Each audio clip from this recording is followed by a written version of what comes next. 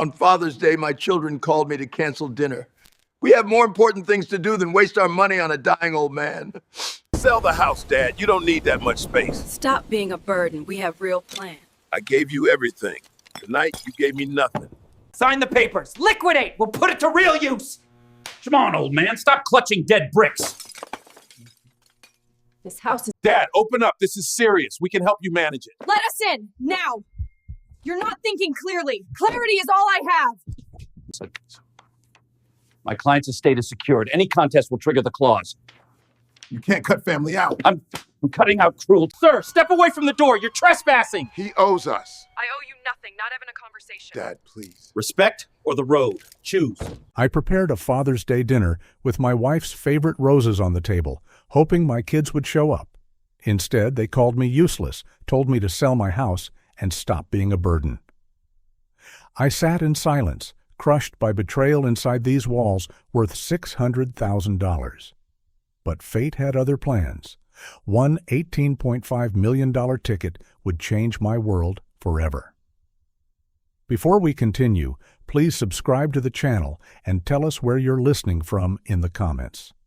I sat alone in the living room, the late afternoon light spilling across the hardwood floor I had polished myself so many times over the years. The silence of the house pressed against me. It wasn't always this way. I could still remember the nights when the kids were small, when Linda would bring out her special apple pie and the air would be filled with laughter and bickering over board games. Now that laughter was gone. The only sound left was the ticking of the old clock on the mantel, reminding me of time I could never take back. As I leaned back in my chair, I thought of the years I spent sacrificing everything I had for my children. I worked 2 jobs for nearly a decade, hauling boxes at the warehouse by day and running night shifts at the factory just so they could have opportunities I never had. Michael's college tuition alone was $60,000. Every month, I would hand over those checks with a trembling hand, praying the overtime pay would cover the bills. Emily once wanted a car of her own, and I scraped together $25,000 to buy her a used Honda Accord so she could drive to her nursing program. And when Rachel got married, I spent $30,000 on that wedding, from the rented ballroom down to the flowers on each table. I didn't complain. I told myself that was what a father was supposed to do. But now, after all that, my children looked me in the eyes and told me I was a burden. The cruelest part was how quickly those sacrifices faded in their memories. My son Michael, who once called me his hero, now sat across from me last week with his wife, Samantha, and told me straight out that maybe it was time I thought about selling the house. My house. The one Linda and I bought when the market was tough, the one we struggled to keep when interest rates nearly drowned us, the one worth $600,000 today. They said I didn't need so much space anymore. They said the money could help them with a down payment on a bigger place. I remember staring at them, unable to speak, while Samantha sipped her wine like she had just solved a simple math problem. It wasn't about me. It wasn't about memories. It was about turning the roof over my head into their stepping stone. I glanced around the living room as the shadows grew longer. There was the oak table Linda picked out, polished so often it gleamed even in the dim light. There was our wedding photo above the fireplace, both of us smiling with a hope so strong we thought nothing could ever touch us. And in the corner, the vase that always held Linda's favorite white roses. I used to bring them home for her on Sundays after church. To me, these things were priceless. To my children, they were just pieces of a house they wanted liquidated into cash. It made my chest tighten with a kind of pain that felt worse than any physical blow. I could almost hear Linda's voice again, the last words she said to me when the illness took her strength. Don't give them everything, James. They need to stand on their own 2 feet. I remember squeezing her hand, tears blurring my vision, and promising her I would keep the family together. But I didn't listen to her warning. I thought love meant sacrifice, that giving meant they would love me more. And now, years later, her voice echoed in my mind like a bell tolling through the empty rooms. I realized too late that I had ignored her wisdom. She saw what I refused to see. Our children had learned to take, not to give. They had learned to see me as a resource, not as their father. That truth hit me so hard it felt like the room itself was closing in. The shock turned to anger, then to something sharper. I sat there, staring at the pictures on the wall, thinking about the way my son spoke to me, the way my daughter avoided my calls, the way my youngest chose her husband's side instead of mine. At first I had been heartbroken, but slowly I felt something stirring in me. A realization. I hadn't just lost their respect. I was standing on the edge of losing everything that mattered, my home, my dignity, my sense of self. If I didn't act soon, they would take even that from me. I stood up and walked slowly toward the old wooden cabinet in the corner of the room. Inside, where Linda used to keep family records neatly organized in folders, I pulled out the thick envelope labeled Insurance and Property. My hands trembled as I sorted through the papers. The life insurance policy Linda and I had paid into for years, the deed to the house, the tax documents. I spread them out across the oak table. They were more than papers. They were shields. They were proof that I still had control, that not everything could be signed away or dismissed as useless. I found myself whispering to the photograph of Linda, her smile frozen in time. Maybe it's time I fight, Linda. Maybe it's time I show them I'm not as weak as they think. The words surprised me. They felt heavy in my chest, but at the same time, they gave me a surge of strength. For the first time in a long while, I felt like I wasn't just reacting to their cruelty. I was preparing to act. It wasn't just about money anymore.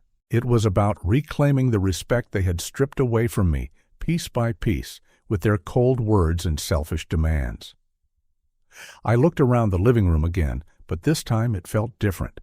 The same space that had once been warm and safe now carried a chill.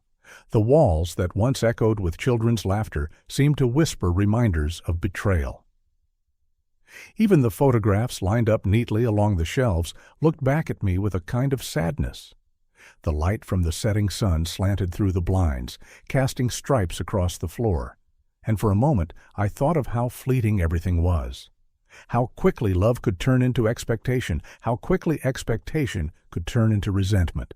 Still, I didn't let that sadness crush me. I clenched the deed in my hand, feeling its rough edges against my palm, and I knew one thing with certainty.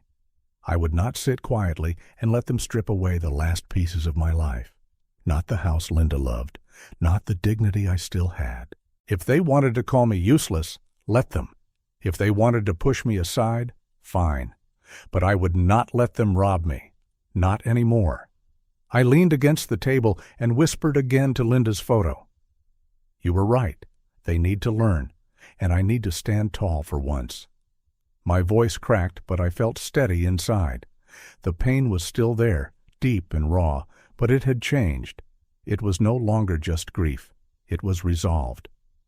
The evening grew darker, and I lit the small lamp by the armchair. Its glow fell across the documents, casting shadows that seemed to underline each word. Ownership, beneficiary, policy, protection. Words that now meant survival. As I gathered the papers back into the envelope, I knew this was only the first step. There would be more to come. Calls to make, plans to set in motion, maybe even battles to fight in court. But at least I was no longer frozen in the pain of betrayal. I looked once more at the wedding photo above the fireplace. Linda's eyes seemed to hold mine, and for a second I felt less alone. The house was cold, the children were distant, but her memory was with me, and that was enough to steady me for what lay ahead. As I turned off the light and climbed the stairs, I carried the envelope under my arm. Tomorrow, I told myself, tomorrow I will take the first real step. Tonight, I will let the silence remind me of what's at stake. This house, this dignity, this fight. They thought I would simply give up, but they don't know me. Not really. And as I reached the top of the stairs, I whispered one final promise to myself, quiet but firm. I won't stay silent anymore. If you're still watching and find this story interesting, please comment one below to let me know you're here with me. I woke up before sunrise, the house still and dim, the kind of quiet that hums in your ears when you're the only one awake. Coffee helped steady my hands. I set the mug on the oak table and laid out the papers I'd pulled together last night. The deed, the insurance policy, the bank statements, the notes I'd scribbled on a yellow legal pad until the ink ran thin. I had spent a lifetime reacting to what my children wanted. Today, I would act. Today, I would draw a line. I called Robert Chen at 8 sharp. He picked up on the second ring. His voice has that calm I've always liked, professional but human, the kind of tone that makes you feel you aren't crazy for wanting to protect what's yours. I told him I needed him to verify the title on my house, the one Linda and I bought back when paint was cheap and interest wasn't. I gave him the parcel number from the county tax bill and the recording date stamped on the deed. I said the number out loud twice so he could check it against the county recorder's database. He said he'd run a title search, look for liens, confirm sole ownership as James Walker, no joint tenancy, no co-signers. He said the words I needed. You are the only owner of record. I asked him to prepare a new will with a strong no-contest clause. I asked for a revocable living trust so the house worth $600,000 could transfer cleanly when the time came, on my terms, not on the terms of people who treat me like a bank they didn't open. I asked for a transfer on death deed as a backup. I asked to revoke any powers of attorney that could be twisted and used to shove me into a facility without my say. He listened. He didn't rush me. When I finished, he said, "Come in tomorrow at 10. Bring your ID. Bring the deed. We'll draft, sign, and record what we can." Before the call ended, he added something else. "James, change your locks if you haven't lately, and collect all spare keys. If anyone has a key you didn't authorize, take it back." I knew who he meant without him saying the names. I told him I would. The coffee had cooled by the time I dialed the bank. I asked for the branch manager, Ms. Alvarez. We've spoken a few times over the years at the little branch on Willow Street, the one with the fake potted ficus in the lobby and the bowl of cheap mints by the pens. I explained that I wanted to place a hold on withdrawals from my savings. $200,000. I asked for a verbal password to be set. I asked for text alerts on any attempt over 500. I asked that no one at all, be granted information about balances or activity, not even just a quick look, unless I was on the line authorizing it. She was kind. She set up two-factor authentication while we were talking. She read back the last 4 digits of my account. I recognized them like a birth date. She explained how to change beneficiaries on my payable on death designation. I told her to remove the names of my children and replace them for now with the trust Robert would create. It felt like moving a weight from one hand to the other. It felt like a door closing and a new one opening. I wrote down everything on the legal pad: date, time, who I spoke to, what we changed. My handwriting looked steadier than I felt. I took a deep breath and looked around the room. The framed photos, the fireplace with the wedding picture on the mantel, the soft afternoon light that always makes the dust in the air look like snow. I loved this house. I could name every creak, every good nail, and bad board. I could point out the spot on the living room floor I replaced after a pipe burst in '98. I could show you the window Linda liked because the maple tree outside looked like a painting in October. All of it was more than square footage and comparable sales. It was a life, and somebody I loved once asked me to consider selling it because he thought I didn't need this much space.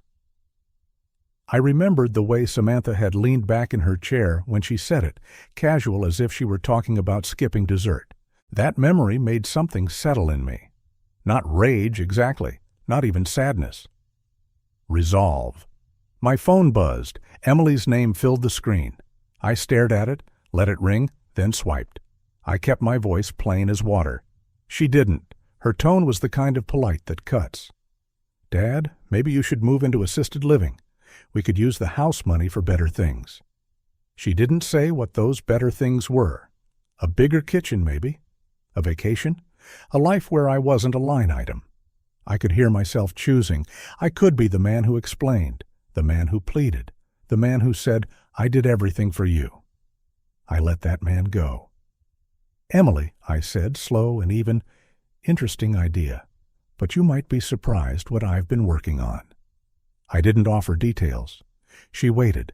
I didn't fill the silence for her. She shifted in that silence like someone adjusting a lie. She said they loved me. She said this was for my safety. She said the neighborhood wasn't what it used to be. She said, "Samantha's parents think—" I cut her off gently. "I'll be in touch." I ended the call. I set the phone face down on the table. My heart was steady. My hands didn't shake. I walked to the front window and looked out at the lawn I had mowed 1,000 times. The morning had opened into a clean, bright day. A dog walker passed with 2 golden retrievers that made me think of the one Linda wanted, and we never got. I felt her near, not as a ghost, but as a habit of thought, as a steadying hand at the back of my mind.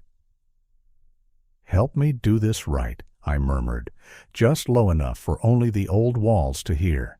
It would have been easier to forget the rest, to pretend that Father's Day wasn't still sitting across the room from me like a person in a chair, arms crossed, waiting for me to look up.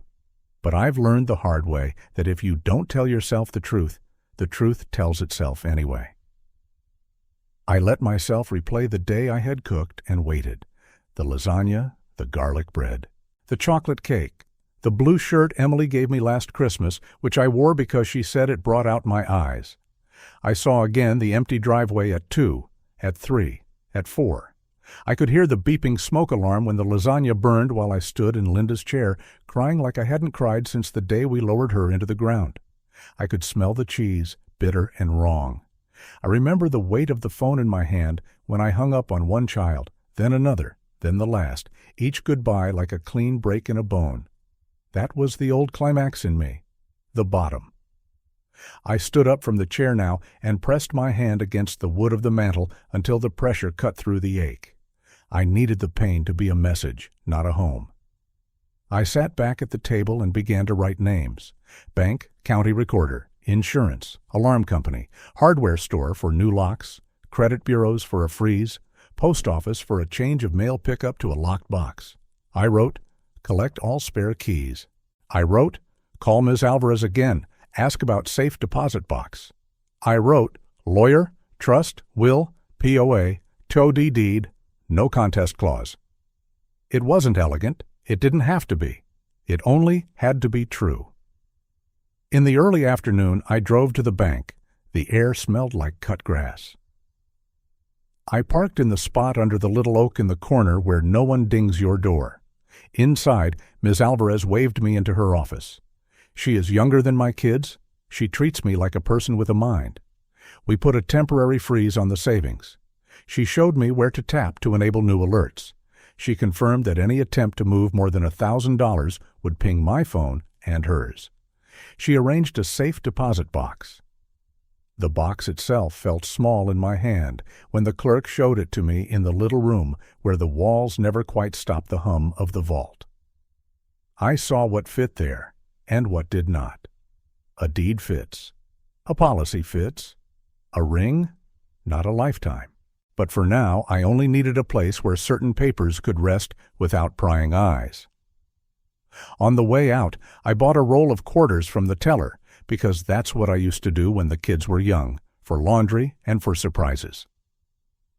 Old habits make good company when new habits are hard. Back home, I set the safe deposit key in a dish by the door. Then I did the thing I least wanted to do. I opened the group text thread with my children. It used to be photos of grandkids, the rare joke, a link to a sale on flights. Now, the last message was the one they had sent together after Father's Day. I read it again because the mind needs to see what it fights. You're not our responsibility. The sentence flattened me when it first came in. It still had weight, but today it wasn't a stone. It was a sign that said, they are who they are. Be who you must be. I typed and erased a dozen different responses. Then I did nothing. Sometimes silence is the only answer that respects the size of the wound. I put the phone face down again. I let the stillness sit with me a while. In that stillness, a new voice rose in me. clear, strong. They think I've lost. The game has just begun. I said it out loud to see if I meant it. They think I've lost, but the game has just begun. The words tasted like steel and honey, hard but good. Late afternoon, I drove to the hardware store. I bought new deadbolts and a keypad lock. I picked up a motion light for the back porch and a camera doorbell. The kid at the register called me sir and asked if I needed help installing. I said I had it. Back home, I laid the boxes on the kitchen counter. I changed the front door first, figuring there's a kind of comfort in a key that only you own. I took my time, like every screw was a sentence I wanted to say right. By dusk, the new locks were in, and the light over the back steps blinked awake when the maple moved in the breeze. I like that. I like the house answering motion with light. I made myself a simple dinner, a bowl of soup, a piece of toast, and an orange. I ate at the kitchen counter instead of the table. The quiet felt different now. Not the quiet of being forgotten, but the quiet of planning. I don't mind being alone when I'm building something. I cleaned the bowl, wiped the counter, and put the dish towel exactly where Linda used to put it. Then I went back to the oak table and opened the envelope again. The deed, the policy, the notes. I held the deed the way a man holds a book he's read 100 times and still finds new meaning in. My phone lit up with a text from Michael. He asked if I'd had time to think about the house conversation. He said interest rates were high and a cash purchase would set them up for life, and he tossed in a line about me being more comfortable in a smaller place. I could almost hear Samantha's voice in his words. I didn't reply. A minute later, a string of messages from Rachel rolled in. Sad faces, a voice note she didn't actually record, and a handful of phrases that tried to sound like concern but read like leverage. I put the phone in a drawer, closed the drawer, closed the noise. I called Robert again. We talked through specifics. He said we'd draft a durable power of attorney that named no child, only a professional fiduciary if I ever needed help. He said we'd record a revocation of any old documents that might be floating in a file somewhere and could be twisted by an eager mind. He said we'd add a letter to the bank from his office instructing them that any attempt to move funds without my verbal approval and his written confirmation should trigger a stop and a call to him. He said the will would have a no-contest clause that would make any challenge expensive and likely futile. He was careful to never speak unkindly about my kids. I was grateful for that, but he didn't pretend not to understand. When we hung up, he said the same thing he said that morning. 10 o'clock, bring your ID, we'll get it done. Night came the way it always does, one shadow at a time, until the house becomes a memory of itself. I turned on the lamp by Linda's chair. I lowered myself into the seat and let the cushion remember my weight. The fabric still held a faint trace of her lavender. I talked to her like I do when the day bends too hard. "I'm doing it, Lynn," I whispered. "I should have listened sooner, I know, but I'm doing it now." I sat there a long time, not thinking so much as letting the thinking settle. There are moments when you feel the story of your life tilt. This was one of those moments. The slope moved in my favor for the first time in a long while. Before bed, I took a small dented metal box from the hall closet. It's the kind that used to hold checks before everything went online. I emptied it onto the table and sorted what had collected there. Old receipts, expired coupons, spare keys that didn't match any door I own. I threw out what was trash. I put aside what might matter. I held one old coat key up to the light and couldn't recall when I last used it. I smiled. Let some doors stay shut, I thought. Let some doors open only when I'm ready. I slept lightly. The morning came with that clean, early glow that makes the house look like it just forgave you. I showered, shaved, and put on a shirt with a collar. I ironed it. A small thing, but I needed the crease. I gathered the envelope, my license, and a pen I trust. I stood at the front door and placed my hand on the new deadbolt. "Good," I said to no one in particular. "Good." Then I stepped out into the day. Robert's office sits in a brick building that used to be a bank back when tellers counted cash by hand. The lobby smells faintly of lemon and old books. His receptionist greeted me by name and offered water.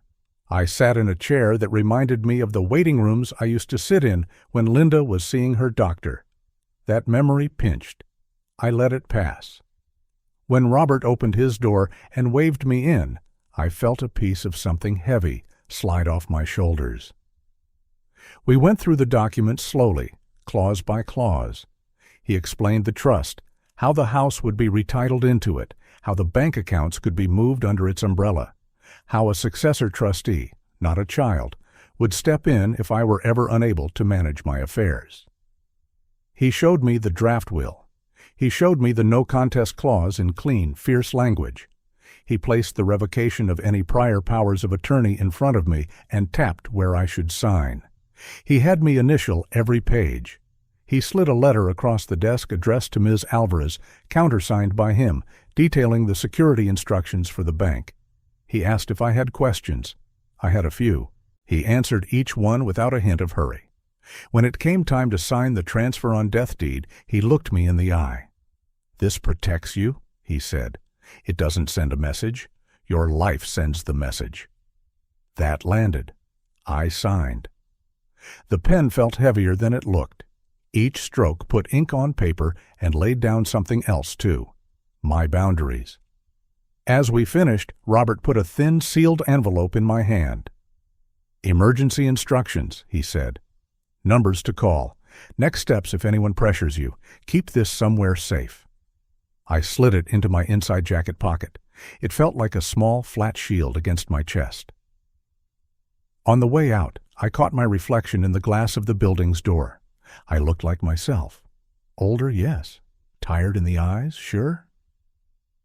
But there was something else there, a set of the jaw I hadn't seen in a while. I stood on the sidewalk and let the sun warm my face. I thought of the house, the locks, the safe deposit box key in the dish by the door. I thought of the message on the group text, the one that said I wasn't their responsibility. I thought of how responsibility can be a narrow word. I chose a different one. Respect. I drove home the long way, past the park where Linda used to say the cottonwoods looked like dancers, past the corner store where we bought milk and scratchers when we were feeling silly, past the Goodwill drop-off where people let go of things that hurt to keep. I felt a strange pull to clean the hall closet again, to check the old coats and drawers and boxes that collect the pieces of a life. I didn't know why that urge felt urgent, only that it did. Maybe it was the way the day had turned, or the way a decision sharpens your eye for what matters and what doesn't. Back at the house, I set the signed documents on the oak table like a man lays tools on a bench before he starts a job he knows he can do. I took one slow lap through each room, not as a farewell but as a claim. This is mine, my memories, my choices, my next chapter. The phone buzzed again, another text from Michael, a missed call from Emily, a voicemail from Rachel. I let all of it sit where it was, on the screen, not in me. I returned to the hall closet. I pulled down the old coats and shook them out, one by one. Receipts fell, a glove without its pair, a movie stub from a night Linda laughed so hard she cried. I placed each scrap on the table, an inventory of years. I reached into the deepest pocket of the heaviest coat and felt paper. Not a receipt, not a coupon, something that had the weight of chance and the tug of memory. I didn't pull it out, not yet. I stood there, my hand still in the pocket, and let myself breathe. Some doors open when they should. I placed the coat on the chair, folded. I set the sealed envelope from Robert beside the deed. I looked at the quiet house. I felt calm rise from the floorboards to my chest. They thought I would gripe and fold and sign away my life. They were wrong. I have ink on paper now. I have locks that greet me like a dog wagging at the door. I have a key to a box that holds the proof I matter to myself. Tomorrow, I'll take another step. Today, I have had enough. I turned off the lamp, let the afternoon light carry the room without help, and said one more sentence into the soft air as if it were a vow written where only the heart could read it. They don't know I'm holding something that will change everything. Then I smiled, small and sure, and let the house be quiet again. If you're still watching and find this story interesting, please comment 2 below to let me know you're here with me. I woke before the street lights went dark, the house breathing its slow old breath around me. The hall closet door stood half open, as if it had something left to say. I reached for the heavy winter coat I'd folded yesterday and slid my hand into the deep inside pocket. The paper was still there. Not a receipt, not a shopping list. It had the stiffness of chance and the quiet pull of memory. I drew it out, careful with the edges, the way you handle a photograph of somebody you love. It was a lottery ticket, dated months ago, the ink a little faded, but legible. For a long beat, I only looked at it, the way you look at a horizon before the sun slips free of it. I sat at the oak table and flattened the ticket under my palm. 6 numbers and a bonus. I read them once, then again. They weren't random to me. The first number was 7, my birthday. 14, Valentine's Day, the day Linda always tucked a paper heart in my lunch. 23, the day we married in a church that smelled of lemon oil and new beginnings. 31, the day Emily arrived, purple and loud and perfect. 42, the address of our first apartment, where the radiator hissed like a kettle. And the bonus number 9, the years we waited for a child when waiting felt like another full-time job. It dawned on me slowly and brightly. And Linda had picked these. She had pressed our story into a set of numbers and told the clerk, with that small smile of hers, "We'll take this one." I didn't move for a long minute. The house was quiet, but my chest wasn't.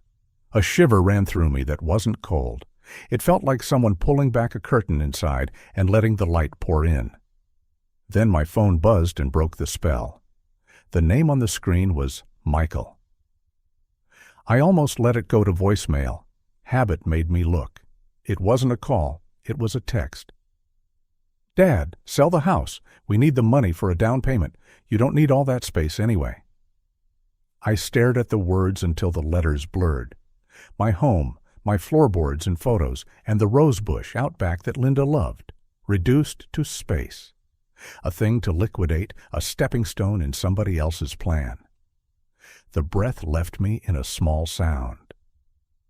For a second, the ticket dimmed under the cloud of it. Then something in me lifted.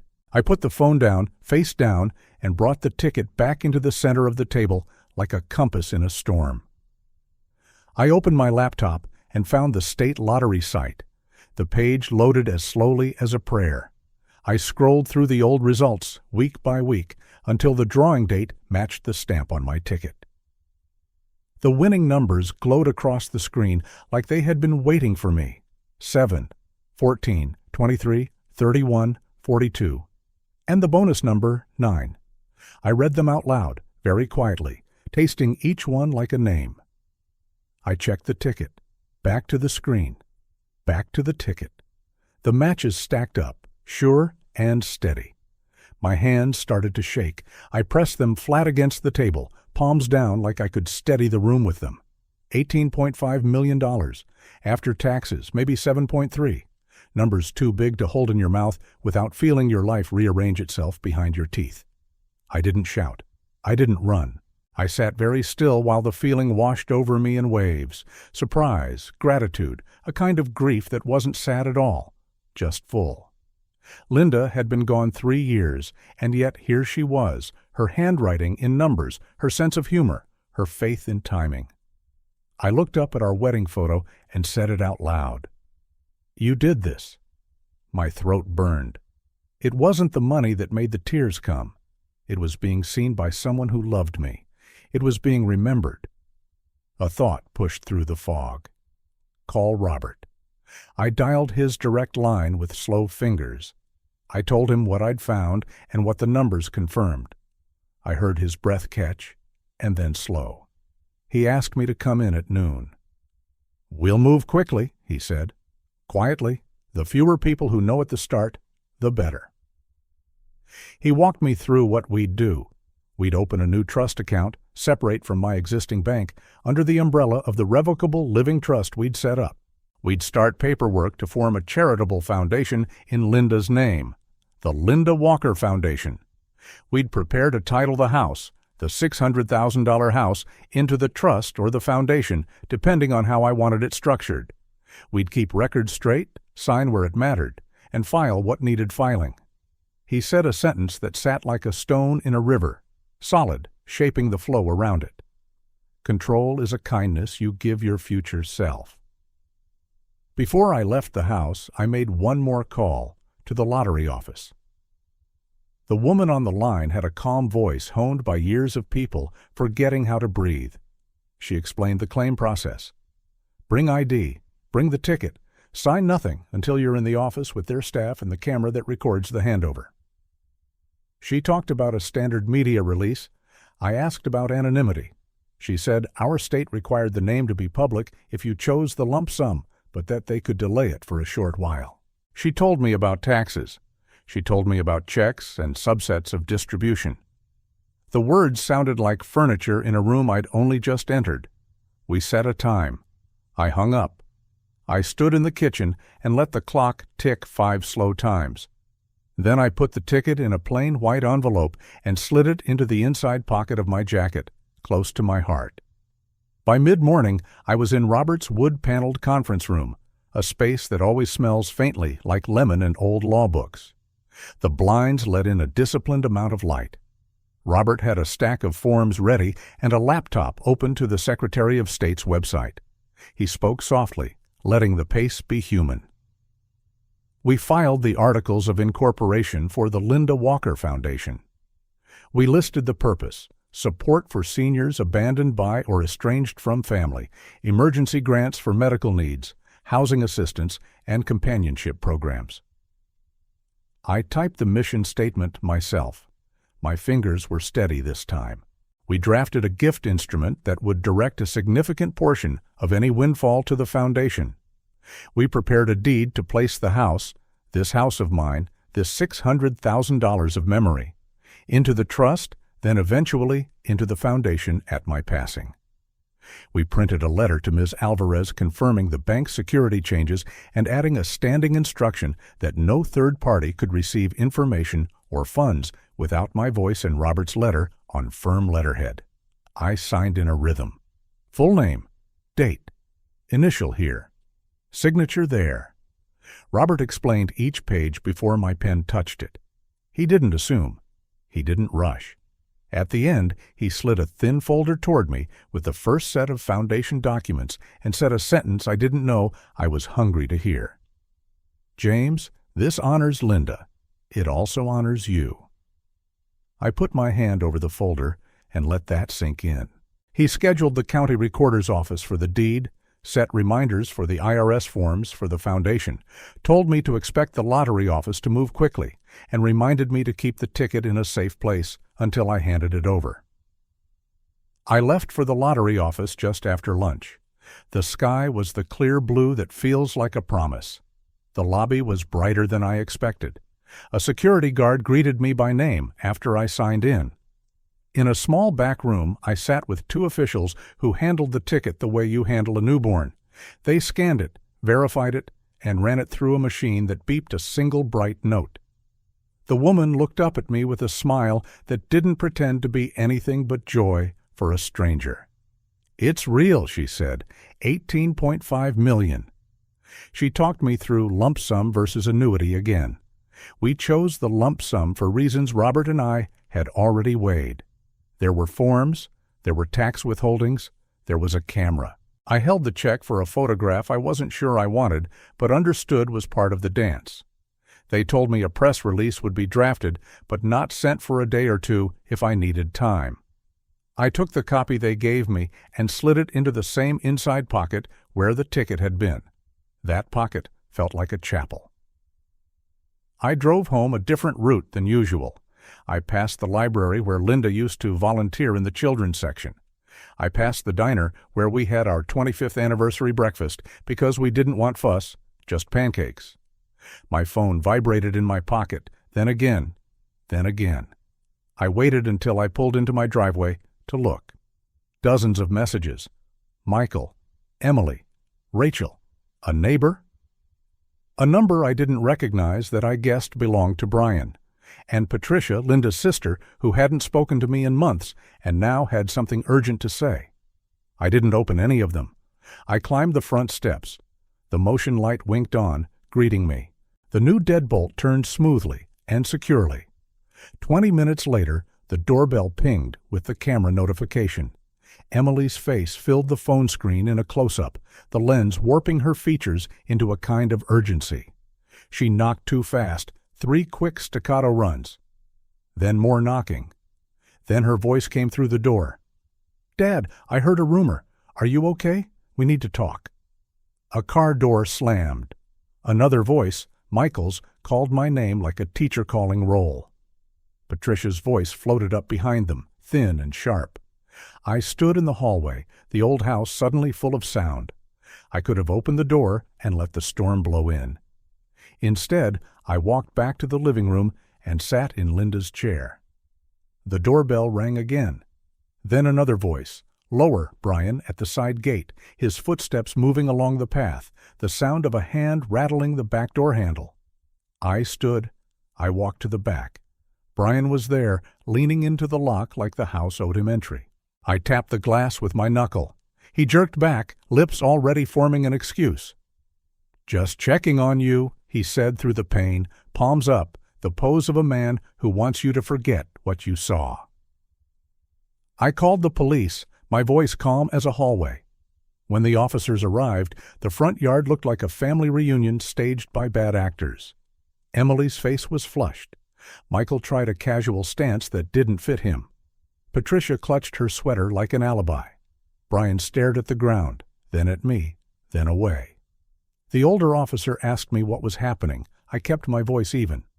3 days ago they called me worthless. Now they call me family. You tell me, officer, what that means. His brows lifted a fraction. He asked if anyone had permission to be on my property. "No," I said. "They don't." He turned to the group. His tone shifted, not cruel, just firm. He asked them to leave.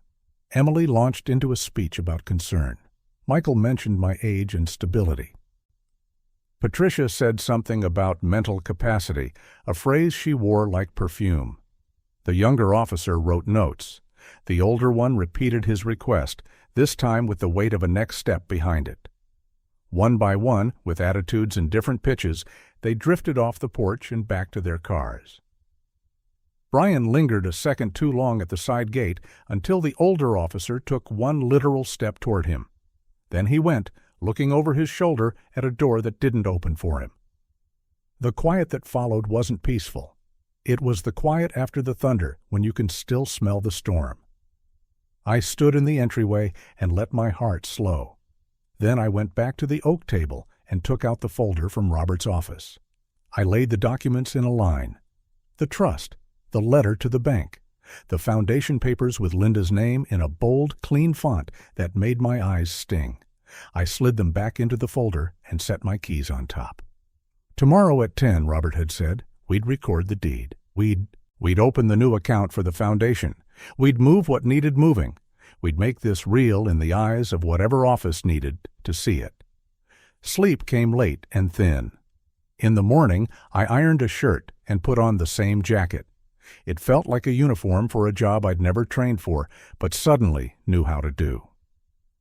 Robert's office felt different the second day, not because the room changed, but because I did. The conference room table was the same heavy wood. The blinds were set the same way. But I took my chair like a man who knew his part in the scene. Robert called in a notary, a woman with a tidy bun and a stamp that made a satisfying clunk. We reviewed the deed that would move the house into the trust. The legal description ran 3 lines long, a string of numbers and directions that drew the rectangle of my life on a map. I signed. The notary stamped. We reviewed the gift instrument that pledged the bulk of the lottery proceeds to the Linda Walker Foundation upon receipt. I signed. The notary stamped. We reviewed the foundation account opening forms. I signed again. Stamp. Robert slid a letter across the table addressed to my children in neutral, careful language. It explained that my estate plan had been updated, that a charitable foundation existed, and that any inquiries should be directed to his office. It didn't invite argument. It didn't invite anything. I approved it.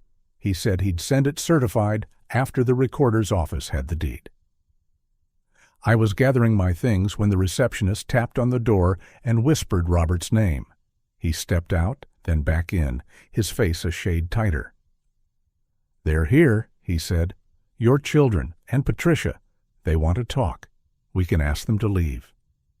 I took a breath. I thought of the officer's pen, of the back door handle rattling, of the group text that said I wasn't theirs to worry about. I nodded. "Let them in," I said, "but keep the door open." They filed in like a weather pattern. Emily first, tears already shining, her voice set on a pitch that aims to disarm. "Dad, we're worried. We heard things. We came because we love you." Michael followed, chin up, using big words to construct a scaffolding around a simple desire. "We should discuss asset allocation before you make any permanent decisions. It's only prudent." Patricia took the chair at the edge of the table and folded her hands like a church lady about to lead a prayer for my soul. Brian stayed near the door, performing innocence in a way that leaned too hard on posture. Robert didn't sit. He stood at the head of the table like a lighthouse, present but not dramatic. He introduced himself. He named his role. He explained that as my attorney, he represented me and only me. He did it gently. Then he looked at me. I felt the old urge to explain, to soften, to say I understood their worries. I let that urge pass like a train I decided not to board. I spoke plainly. "I'm going to be brief," I said. "I won't debate. 3 days ago, you told me I was useless.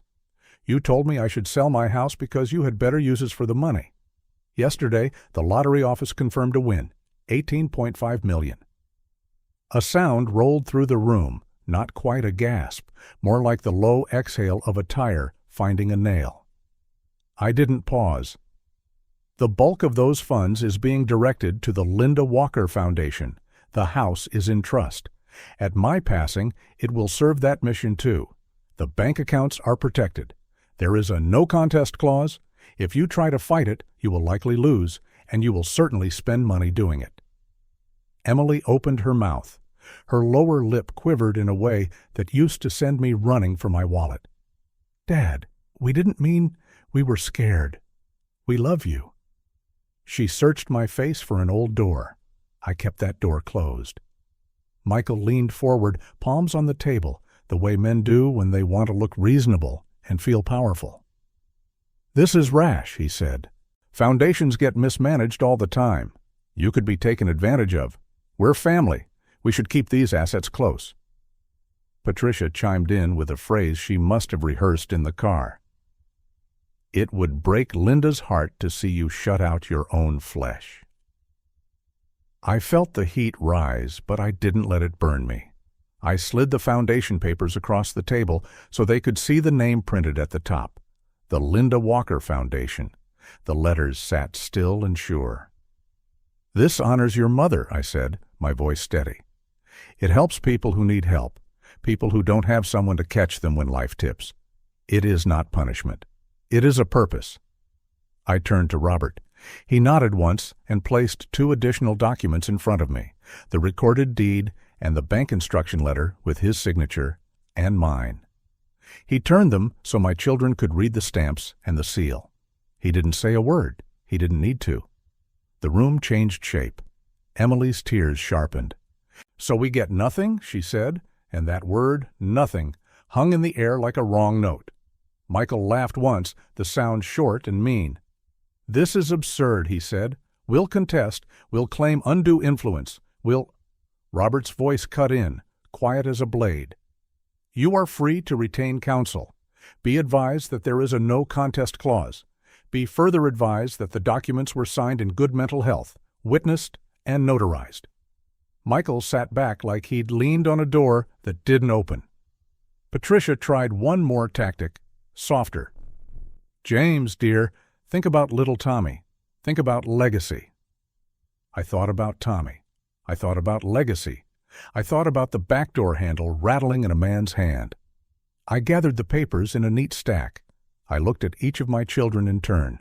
I let the silence stretch long enough to be felt. Then I said what needed saying, the line I had rehearsed in my chest. You revealed who you are. Now I'm revealing who I am. The words landed. Emily flinched like she'd been tapped by a current. Michael's mouth closed. Patricia's hands tightened on her sweater. Brian spoke for the first time, the words coming out in a rush that tried to sound like reason and smelled like fear.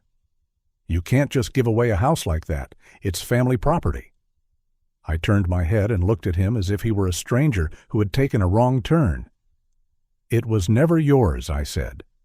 It isn't now. It won't be. He shifted, eyes cutting to the door, to the hallway, to any exit he could find. There wasn't one that would take him where he wanted to go. The notary stamped the last document. The sound was louder now, like a gavel in a small courtroom where the only thing on trial was an old habit. Robert thanked everyone for coming and opened the conference room door a little wider. The message was clear. One by one, they stood. No one reached out to hug me. No one asked if I needed a ride. On the threshold, Emily turned and tried one last time with a whisper that used to undo me. Dad, please. I kept my voice soft because she is my daughter and because softness doesn't have to mean surrender. I'm okay, I said. I'm finally okay. She nodded, but I don't think she understood. When they were gone, I let out a breath I didn't know I'd been holding since Father's Day. The conference room seemed bigger. I could hear a phone ringing in another office, a printer waking up, the normal life of a building that had just seen a small revolution and didn't bother to celebrate it. Robert handed me copies of the recorded deed and the foundation articles. He put them in a simple envelope. Keep these safe, he said, but you won't need to wave them around. The right people have seen them. I thanked him. The words felt too small. He waved it off. He said what good lawyers say when they mean it. You did the hard part. I walked out into the late afternoon. The sun threw a warm square on the sidewalk. I stood in it and let my shoulders drop. Cars went by. A woman pushed a stroller and didn't look at me twice. The world had not tilted for anyone but me, which felt exactly right. I drove home with the windows cracked and the radio low. In the kitchen, I poured a glass of water and drank it like it was something rare. I went to Linda's chair and sat down slowly, the way you sit when you want the moment to register in your bones. I looked up at our wedding photo and whispered, Linda, we did it. They can't hurt me anymore. The air in the room seemed to ease. My phone blinked on the counter. Messages lined up like birds on a wire, each one delivering a version of shock or anger or sudden performative love. I let them stack. I opened the back door and stepped into the yard. The white roses had put out a new bloom overnight, almost as if the bush had been waiting for a sign that it was safe to be beautiful again. I clipped one and put it in a glass on the table next to the foundation papers. It looked right there, a small bright thing leaning toward the name of the woman who taught me that love isn't cash. It's a choice. Inside, the house felt different. Not lighter, exactly. Clearer, the same walls, the same photographs, the same marks on the floor where a toy once left a dent. But the air had shifted from holding its breath to breathing full. Tomorrow, I'll start calling organizations we could help. A hospice that needs a van, a senior center where the lunch program is short on funds, a clinic that turns no one away. The money will move into lives where it becomes something other than a metal door for someone to rattle. I washed the glass and set it to dry. I checked the new lock on the back door and felt the click like a promise. I gathered the envelopes, deed, bank letter, foundation filings, and walked them to the small fireproof safe I keep in the hall closet. I slid them in and turned the dial. The sound of the tumblers felt like punctuation at the end of a sentence I'd been writing without words for years. The evening came softly. I turned on the lamp and let its circle of light pool on the table. I didn't need to fill the quiet. It had something to say on its own. I thought of the look on Michael's face when the numbers left my mouth. Not anger first, calculation, then fear. I thought of Emily's eyes, how they mirrored mine when she was 5 and scraped her knee, how different they looked when she said I was not her responsibility. I thought of the way Brian's fingers curled when the officer asked him to step back from my door. Each of those moments fit into a story that made sense now. Not the story I wanted once, the story I have. I know there will be echoes. Phone calls from numbers I recognize and from numbers that think I don't. Letters drafted by lawyers who charge by the hour to repackage old arguments in new envelopes. Maybe even strangers on the internet who decide a man shouldn't do with his money what he chooses. That's all right. Control is a kindness I gave the future. And the future, for once, returned the favor. Tonight, I'll sleep. I'll let the household hold me up the way it always has. I'll set the envelope with the emergency instructions next to the bed, and I won't need to open it. I'll keep the white rose near where I can see it when I wake. Tomorrow, the foundation gets its first deposit. Tomorrow, somebody is going to get a call they didn't expect. Good news from a stranger who cares. And if you've ever felt what I felt, dismissed, used, pushed to the side by people who should have stood with you, I want you to hear me now. Feeling invisible in your own family is heavy. But there are ways back to yourself. Sometimes those ways look like paper with stamps. Sometimes they look like a door that locks with a clean click. Sometimes they look like a rose opening because the weather finally turned kind. Feeling dismissed and used by your own family is hard, isn't it? If you believe everyone deserves to be seen and treated with respect, please comment this keyword, justice. Now watch what they do to change it. If you're still watching and find this story interesting, please comment 3 below to let me know you're here with me. The papers were signed, the foundation was real, and for the first time in years, I felt the weight shift off my chest. Still, the house didn't feel the same anymore. Every corner of it carried memories of laughter, of Linda's voice drifting through the kitchen, of children running up the stairs with the heavy steps of youth. But those same walls now held shadows of betrayal. I knew what I had to do. I listed the house, the very one they had tried to take from me, and within weeks it sold for $600,000. The realtor, a kind woman named Grace, asked me if I felt sad letting it go. I told her the truth. I'm letting go of a battlefield, not a home. The home went with Linda. The check cleared, and I didn't feel emptiness. I felt relieved. With Robert's help, part of the proceeds went into the trust that would keep the Linda Walker Foundation running. Another part, along with the $7.3 million from the lottery after taxes, went into accounts structured carefully to give me comfort without waste. It wasn't about the money itself anymore. It was about using it in a way that gave me back my freedom. I bought a modest condo for $220,000, a 2-bedroom unit that overlooked a park. From my balcony, I could see the trees bend gently with the wind, and in the mornings, I watched children ride their bikes on the path below. There was no creak of old floorboards, no constant echo of regrets. The place was clean, sunlit, and manageable. I slept through the night there for the first time in months without waking to the ghosts of angry words or slammed doors. With the rest, I finally gave myself permission to live. Linda and I used to dream of traveling, of seeing the places we had only read about. She always said she wanted to see the Grand Canyon, not just in postcards, but in person, with the wind in her hair.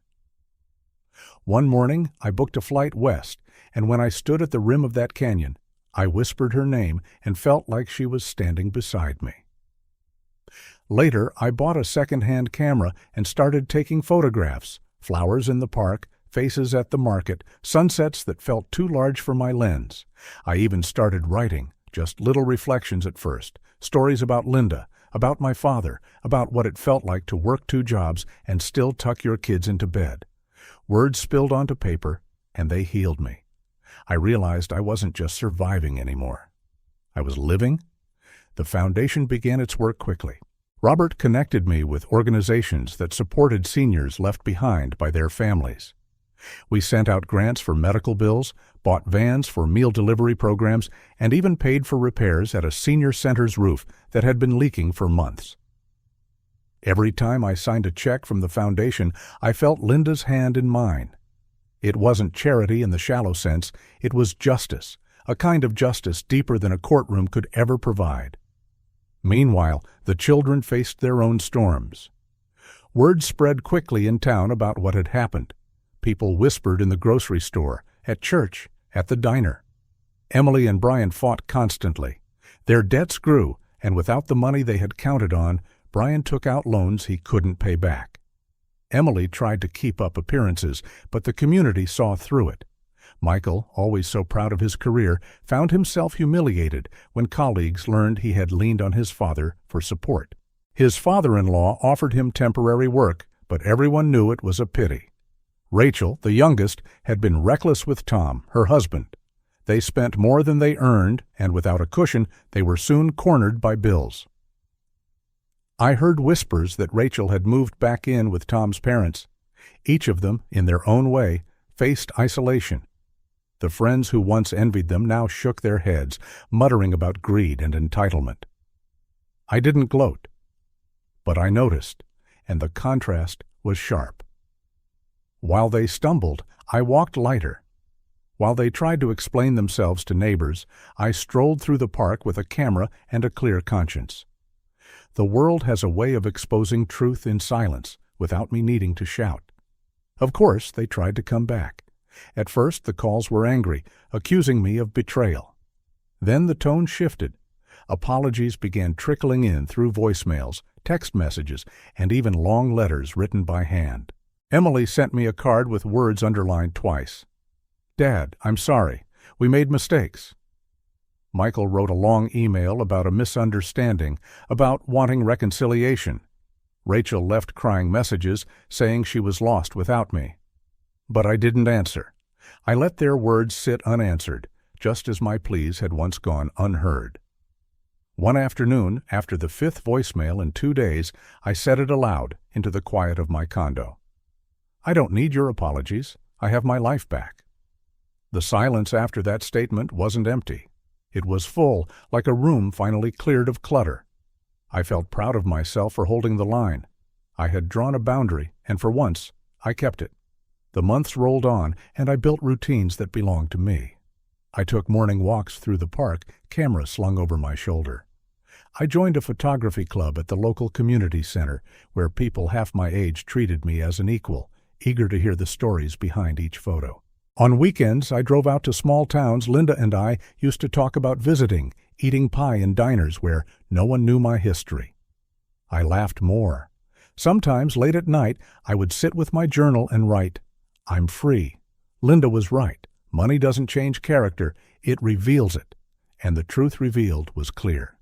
My children had chosen selfishness when faced with temptation. I had chosen dignity. The gap between those choices widened every day.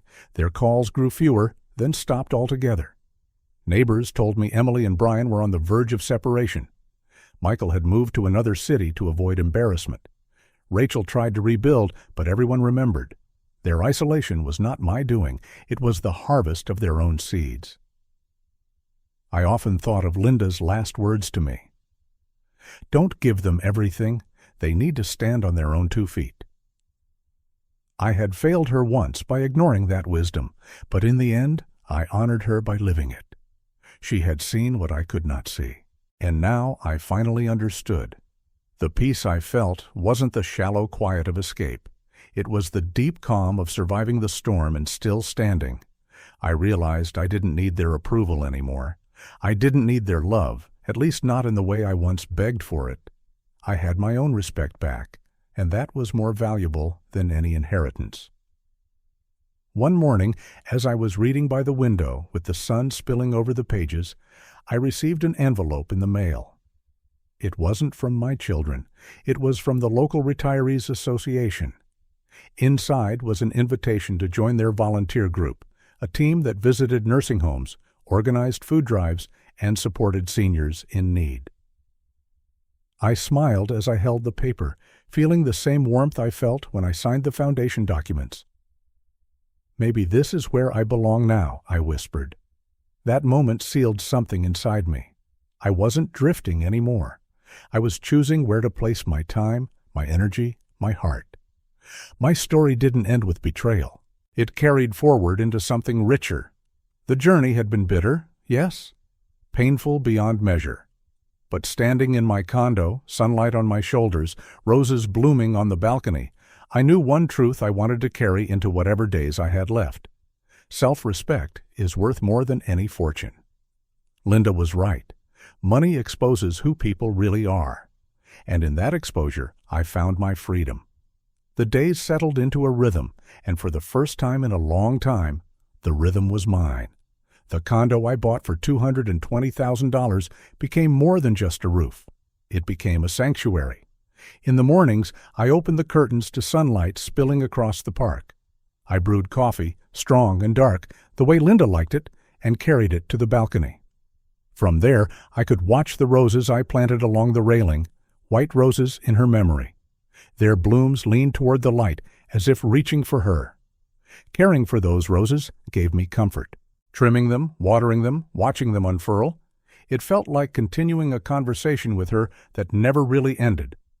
Life in this smaller place gave me peace that the old house hadn't in years.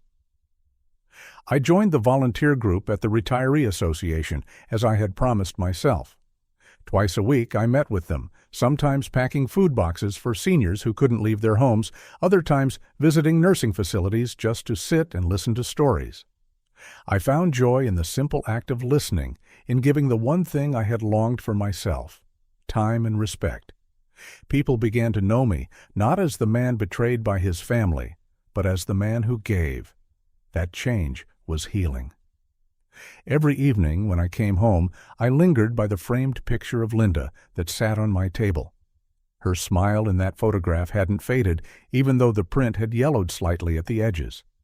I would whisper softly to her, "We finally learned, Linda. Respect matters more than blood." Saying it aloud made the truth sink deeper. It was a lesson etched in my bones now, a truth born from pain but carried with dignity. News of my children reached me in pieces. A neighbor mentioned that Emily had moved into a small apartment after things with Brian unraveled. She had once dreamed of a mansion, but now she rented a 2-bedroom with thin walls and no yard. Michael, the ambitious one, was drowning in debt. His in-laws helped him keep afloat, but whispers followed him, and his pride suffered more than his wallet. Rachel stayed with Tom, though I heard their arguments had grown louder, public even. She bore the weight of his careless spending and his temper. I didn't gloat when I heard these things, but I didn't ache either. I felt only a distant sadness, the kind you feel for strangers in the newspaper. Every so often, an envelope would arrive in my mailbox with familiar handwriting. Sometimes it was Emily, writing about regret. Sometimes Michael tries to explain. Once Rachel wrote pages about missing me. I stacked the letters in a drawer, unopened after the first few.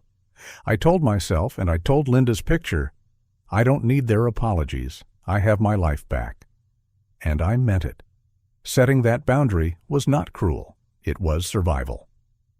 One afternoon, after a volunteer shift, a woman named Margaret from the group handed me a gift. It was a simple wooden frame, polished but plain, holding a piece of paper where she had written a quote in careful script. "Your story inspired us." I held it in my hands, stunned for a moment. My story, the one that had once felt like a scar, had become a lantern for others. I placed the frame on the table next to Linda's picture. Looking at the two side by side, I smiled. I felt as if Linda had arranged it herself, sending me a reminder that even from brokenness, something beautiful could grow. As the months went by, I walked more often in the park. The trees shifted with the seasons, the children grew taller, the air moved from warm to crisp and back again. I felt time differently now, not as a threat, but as a gift. One evening, standing by the fountain, I thought, character is the only wealth no one can take away. Money can vanish, houses can be sold, even family can betray. But character stays. It is the inheritance you give yourself. From all of this, I carried 3 lessons I hoped others might hear. For parents, I learned this: love deeply, but do not give blindly. Protect your dignity as fiercely as you protect your children, because without it, you will have nothing left to teach. For children, the lesson is sharper. Respect your parents not for what they give, but for who they are. When respect dies, so does the bond of family.